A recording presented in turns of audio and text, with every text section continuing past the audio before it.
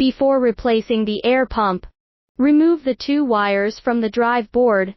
If there is glue on the terminals, scrape off the glue before unplugging. Then use a screwdriver to remove the drive board, and use a socket to remove the air pump.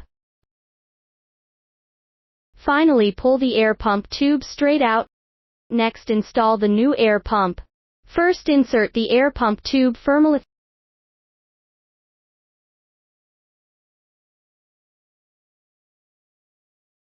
Then use a socket to fix the air pump,